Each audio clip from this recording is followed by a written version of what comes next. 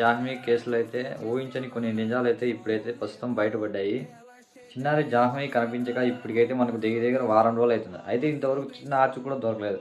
ఇది అందరికీ చాలా బాధాకరంగా అనిపిస్తున్నది. ఎందుకంటే ఇంతమంది పోలీస్ సిబ్బంది ఉన్నా కూడా మనకైతే ఇంత చిన్న పాపని కనిపెట్టలేకపోతున్నా అంటే చాలా బాధాకరమైన విషయం. అయితే ఇక్కడ జరుగుతున్న సంఘటనలు చూస్తే అందరూ తన తల్లిని, తన తండ్రిని, తనకి సంబంధించిన కుటుంబాన్ని ప్రశ్నిస్తున్నారు తప్ప ఎవరైతే ఆ తోట ఓనర్ ఉన్నారో అతనైతే ఇంతవరకు ప్రశ్నించలేదు. అసలు అతని గురించి అయితే ఒక చిన్న ఇన్ఫర్మేషన్ కూడా బయటికి రాలేదు.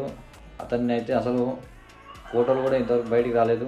ఇంకా ఏమిటంటే మనకైతే అంత పెద్ద తోటకి కనీసం 10 కెమెరాలు కూడా లేకపోవడం కూడా ఆశ్చర్యంగా ఉంది. ఎందుకంటే అంత పెద్ద తోటలో కనీసం 10 కెమెరాలైనా ఎవరైనా బిగిస్తారు. ఎందుకంటే తోట పెద్దది, అతను కూడా లక్షాధికారి అయి ఉంటాడు. ఖచ్చితంగా 10 కెమెరాలైనా ఉంటాయి కనీసము.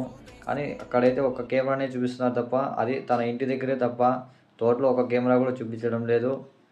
ఇది అసలు నిజంగానే పాప తప్పిపోయిందా లేక ఏదైనా ప్లానింగ్తో చేశారనేది క్లారిటీగా అర్థం కావడం లేదు. మీకేమనిపిస్తుందో కామెంట్లో కామెంట్ చేయండి. Thanks for watching.